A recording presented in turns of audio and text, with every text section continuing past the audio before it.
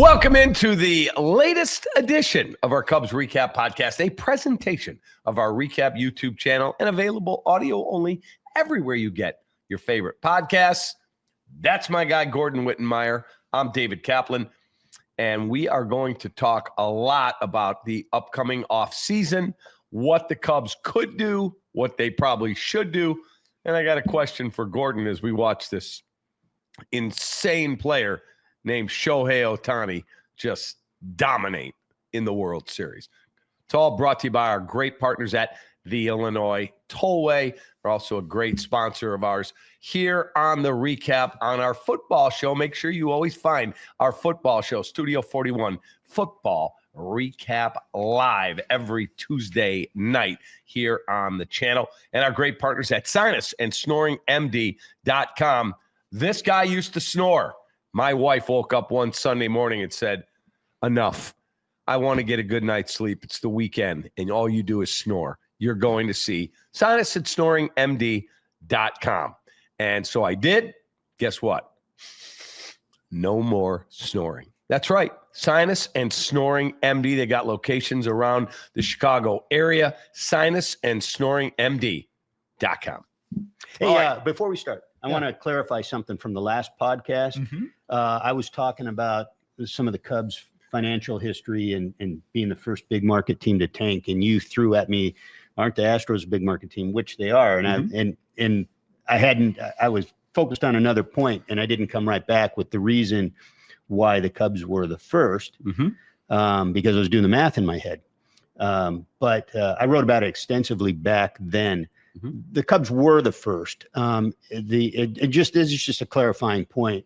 The Rickettses bought the club in the fall of 2009. Jim Crane bought the Astros in the fall of 2011, 2 years later. The Cubs were already into their process into 12. The Astros followed. They were already a terrible team, but they were a terrible team for other reasons. It was when Crane took over, Jim Crane took over, and then they followed the Cubs process.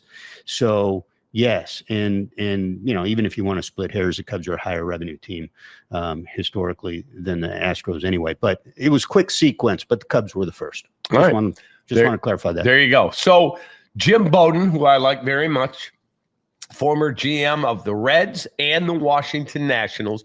He now works for The Athletic and MLB Network Radio. He came out today with his projected contracts, best fits for the top 50 MLB free agents this winter. The guy he has ranked the number one player on the list is Kyle Tucker, who did not have the best year. He was okay. He was really good the first 3 months. He was an MVP candidate early in the season. The first 3 months. Yeah, absolutely. Beyond that, no. Now, he is not a Boris guy. He's with Excel Sports Management. He writes, despite a season that was marred by injury and inconsistent performance, Tucker is expected to be the highest paid free agent in this year's class, with most analysts believing he will get between $400 and $500 million based on the contracts given to the two recent big free agents, Vladimir Guerrero Jr., $500 million, with the Blue Jays, Juan Soto, $765 million, with the New York Mets. And he says even in a season that saw Tucker deal with multiple injuries, he was able to impact the game in all areas thanks to his hit tool, power, defense, arm, and speed. Hit 266 in 136 games, 377 OBP, 464 slug, 22 homers, 25 stolen bases, and a near 1-to-1 walk-to-strikeout ratio, 87 walks to 88 strikeouts.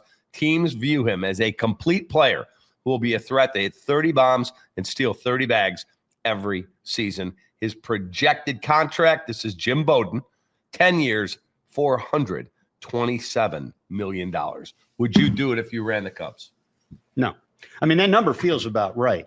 And I think that the only reason it's as low as it is because of the recent injury history and the way he finished. So I think otherwise he would have been in between Vladimir Guerrero and Juan Soto, probably 500 something. Even going into a labor stoppage? Well, that's another wild card, but the big market clubs that want to win and that are willing to throw around the money, Cubs obviously not one of them, that's not going to stop them, I wouldn't think. So the Cubs, I wouldn't do it. I don't look. You know how I feel about left-handed monsters in the middle of the lineup. I mean that's how you win. They built that lineup that they won with around Anthony Rizzo. With all due respect to Chris Bryant at the time, but I don't think he's going to be the difference for you this year. I think pitching will be the difference for you. And I think that's where you have to put your eggs in your basket this winter if you're the Cubs. All right. His second best free agent is Kyle Schwarber, the ex-Cub, 32 years of age. He says that he believes he will get a 5-year deal for $160 million. When you tell me that Kyle Tucker is going to get 10 years and $427, I'm surprised that he's only giving $160 to Kyle Schwarber. Now he is 3.5 years older. That's a big deal. He also has Pete Alonso, the third best, 6 years, $182. Then he finally gets to a pitcher, Framber Valdez, who he links to the Cubs. They are one of the teams. Best fits Astros, Orioles, Mets, Braves, Cubs, Padres, and Giants. 6 years, $190 is the projected contract. My fear is, as a Cubs fan, my fear is they won't re-sign Tucker. They'll put Owen Casey in right field. Kevin Alcantara will do something on that team unless he's part of a bigger deal, a trade. And then they won't spend all the Tucker money. They'll get somebody, but they won't push all their chips in. Yeah. Because of the labor stoppage and because they don't do that. Now, it's not a Jet thing. Look, that is an ownership from thing. an ownership standpoint, they're one of the biggest excuse makers in the game. And that's what it would be. It wouldn't be per se because of the potential labor stoppage. It'd be because that's a very convenient, rational looking excuse to not do it, to go short term, to not make a big commitment, which I think is just flawed logic on its face if you look at it, because if there's a shutdown and if it results in a major change in the rules, then the teams that spent the money on players, if there's a receding sort of factor, if there's a salary cap of some kind or an additional restriction on salaries, the teams that are over it with certain contracts will get grandfathered in. There's no way around that. They're not going to get penalized for what they've already done within the rules. So are you telling me that we'll leave the Cubs to the side and just make it a general discussion? A team goes out and signs 7 amazing players at these massive contracts, and then the rules change that they're going to allow all that to stand. Yes, but no team's going to do that. That's a ridiculous hypothetical because they don't do it already. I mean, they can't pay for that already. I mean, that's where you do start to get into where can teams actually pay for 7 ridiculous $180 million contracts, 6-year deals. No. So there's not enough teams that would be able to do anything close to that even matters. But the teams that have, like a team that goes out and signs Kyle Tucker for what Jim Bowden thinks he'll get, or the Blue Jays that already have Vladdy at 500, or the Mets that already have Soto at 765, they're not going to get penalized for playing by the rules to this point. When the rules change, they'll have to factor that into whatever agreement they come up with. No ownership is going to sign off on that. Never mind, the union.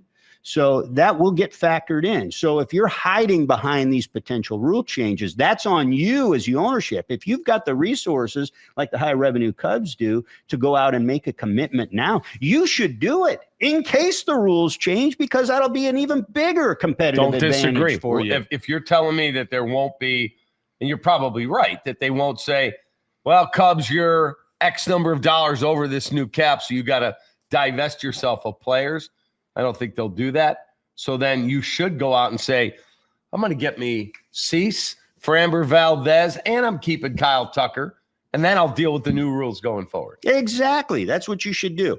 I would do it with a pitcher like Framber Valdez.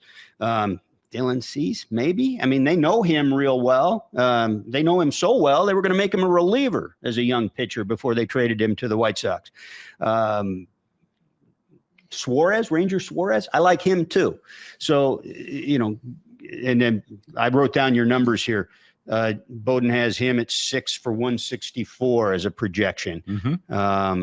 Cease at 6 for 187, which is absurd. That one blew me away. I don't think he does also have the Chicago Cubs involved with Tetsuya Imai. He's a right-handed pitcher, 27 years of age, from the Saitama Seibu Lions in Japan.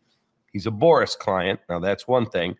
Best fits: Mets, Giants, Red Sox, Cubs, Orioles, Astros, and Padres. Predicted contract, 7 years, 154. Now you're talking 20-something million. And looking at some of these, look at what Yamamoto did the other day. If you're going to start, do some Japanese comps. If he's coming from Japan, compare him to some other guys that have come from Japan recently. Was with posting fee $365. Yeah, I'm not even talking about the money. I'm not even talking about when you project what they might be able to do over here. And so I think we've got a pretty good sample size on that now. If your scouts like him, go get him. But I do think go get a pitcher or two and set yourself up. So you would, just so you're on the record here, you would not give 10 years, 427 to Kyle Tucker. No, I wouldn't.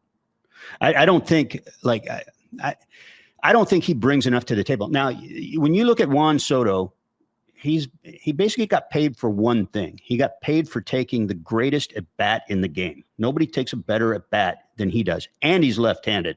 That's a huge. He might be the single greatest just at bat you can stick in the middle of your lineup. That's why he got paid that much. I still think for one thing, it's probably too much. I mean, Shohei Ohtani should be by far the highest paid player in the game, and he's not, and he's making even less than Vladdy if you count the deferred money. So, and I don't know what all the exchange rate is. I know Vladdy's making U.S. money, but I just think that they should put their resources somewhere else. And again, I'm taking into account, I'm kind of thinking primarily as a front office, because knowing the restrictions that are going to get handed to me by ownership. And if I have a case to make to go big for something, I'm going to make that case for pitching. Do you think, if you're a betting man, do we miss all of the 27 season? No. As much as owners have stepped in it at times over the years, especially in labor issues, this would be the ultimate stepping in it. This would be the dumbest ass thing they could do. We just saw, I know you want to talk about this later, but we just saw a story that you pointed out before we taped this, that the Dodgers made $1 billion in revenue.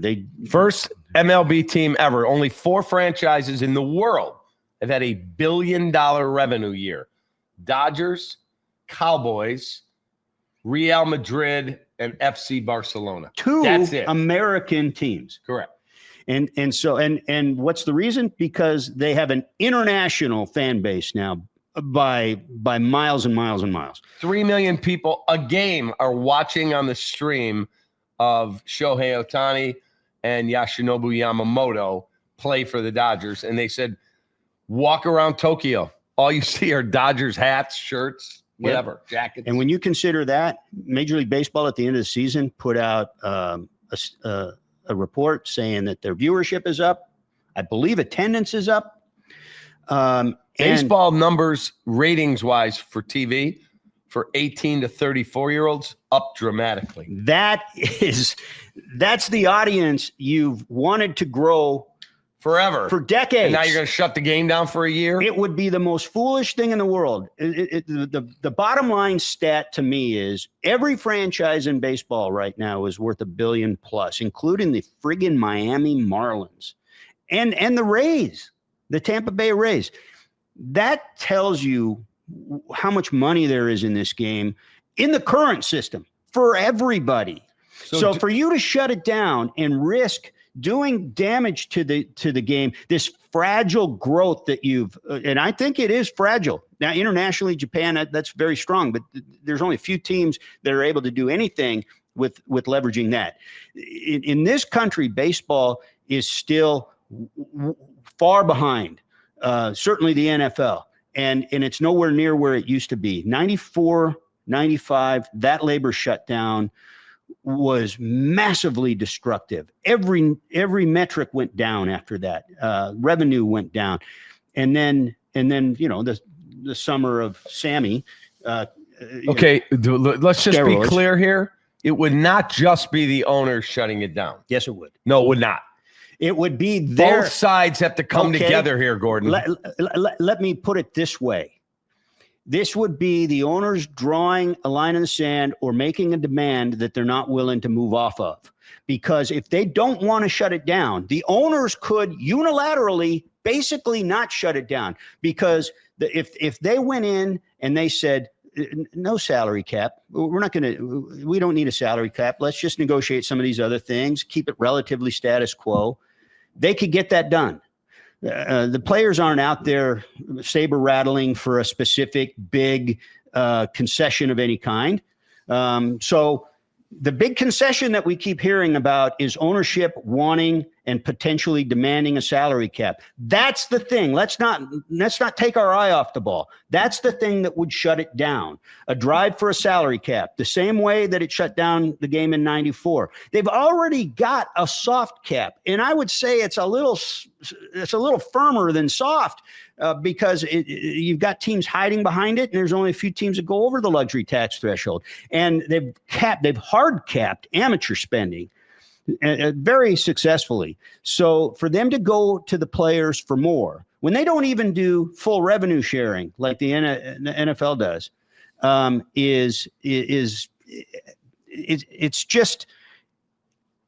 it's a non-starter. It should be a non-starter, and the union would have to be idiots to not draw their hard line in the sand, and then the owners would have to be idiots to shut the game down for it. Yeah, I think both sides. Status quo is never going to work. Why?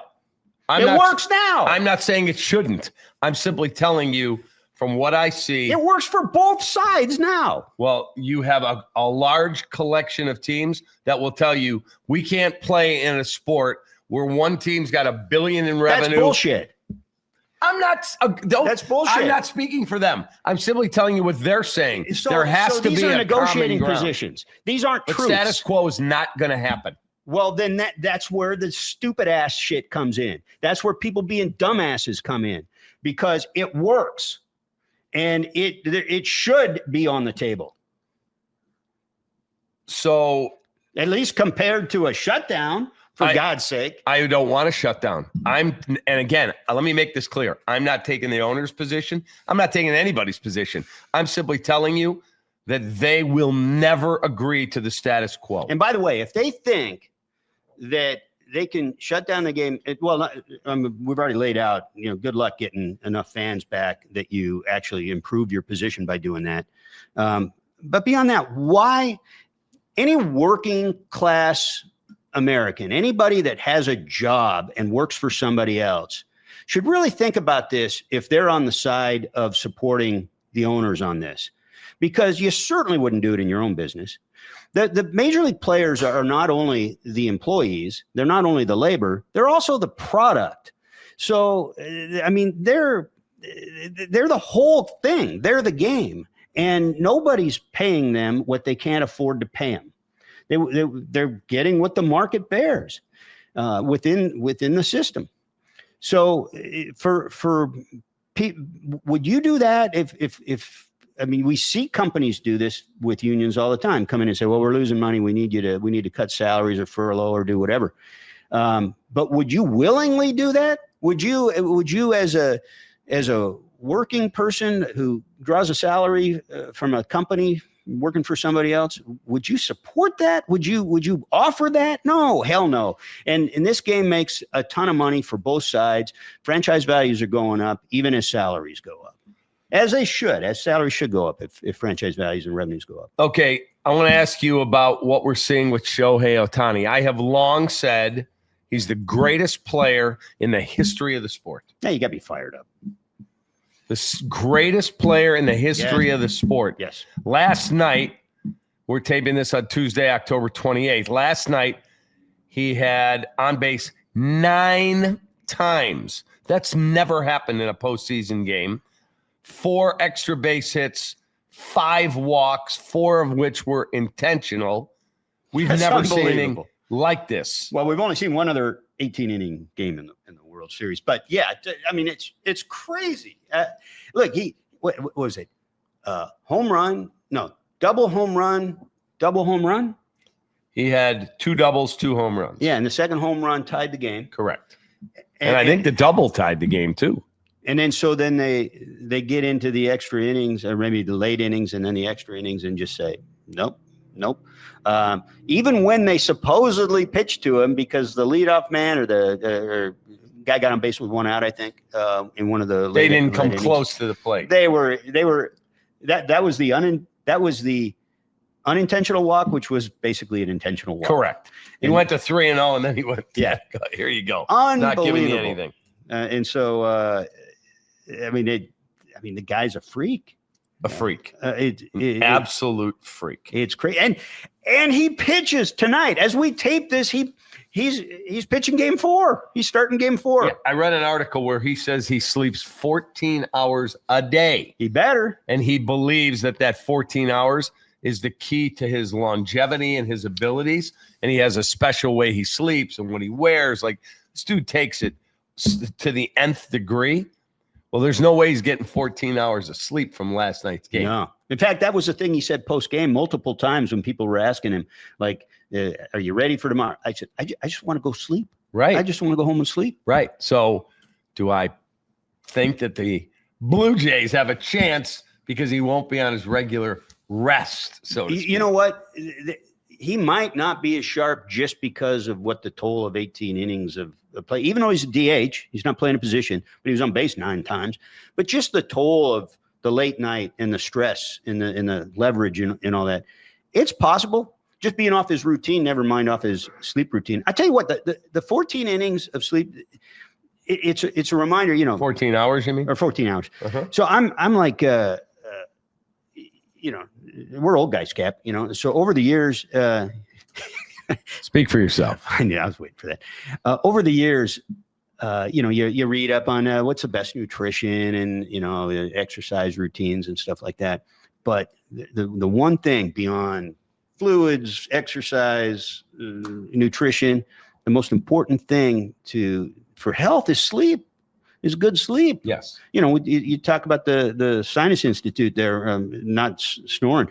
That's a big deal. There's a lot of Americans with sleep apnea issues and not getting enough sleep. And that's a massive health issue because you restore all those tissues. And like if you work out a lot, you need a lot of sleep, right? To restore that and build the muscle.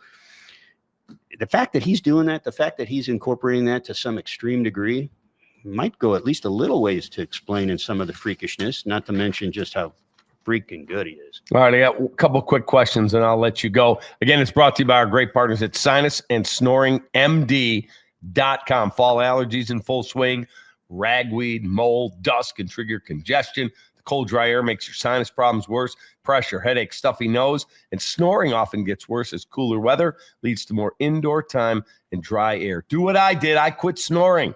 sinusandsnoringmd.com. Is Freddie Freeman a first ballot Hall of Famer? Oh, that's a great question. With the stuff that he's done in the postseason now, this is back-to-back seasons. I think it's his last 17 World Series games. He has 10 home runs. Yeah. I think, I'll give you an example. Like Jack Morris, forever, he was on a lot of ballots and didn't get in. I want to say he got it. Did he get in with the Veterans Committee? I believe he did get in. I know he's in. I can't remember if it was the Veterans Committee or one of his last baseball writers' ballots. But toward the end, I had the opportunity to vote for him the last few times on there. And the same with Burt Blyleven. My tiebreaker on, fence sitting was how they rose in the postseason. And I think that if there's people on the fence when it comes time to vote for Freddie Freeman, what he's done in the postseason to directly win rings will come into play. Yeah, so, Ryan McGuffey and I were playing this game. He has a list of the projected Hall of Famers ranked by tiers. Like Ohtani is not considered, he's considered a rising star who eventually will get there. But some of the older guys, Max Scherzer, lock. Justin Verlander, lock. And they had Freddie Freeman, first ballot. Yeah, I could see that going in. I mean, now it used to be there were a handful of old school writers who, for whatever reason, would reserve first ballot status for only inner circle. Yeah, you and the writers, you go in your little room and go, yeah, let's not vote for Tom Seaver. First of all, the writers don't go into a room like they do in the NFL. Everybody votes separately. It's their own. Somebody's calling you dudes and going, hey, this time, Gordon, don't vote for Greg Maddux. We can't have anybody go in with 100%. Who was the first one? No, it doesn't work like that. Well, then how does Tom Seaver not? And the point is, I don't know how, because there are holdouts, and this is part of my point. I never did this because it made no sense to me, but there was a time when writers would say, well, only Willie Mays and Mickey Mantle and Babe Ruth or those Ted Williams, those inner circle guys are the ones that are deserving of first ballot. The rest of them that I think are Hall of Famers, but not inner circle, I'll put them on a second year. Dumb. I don't understand that. Never have. So there aren't many guys. I don't know personally anybody that does that now.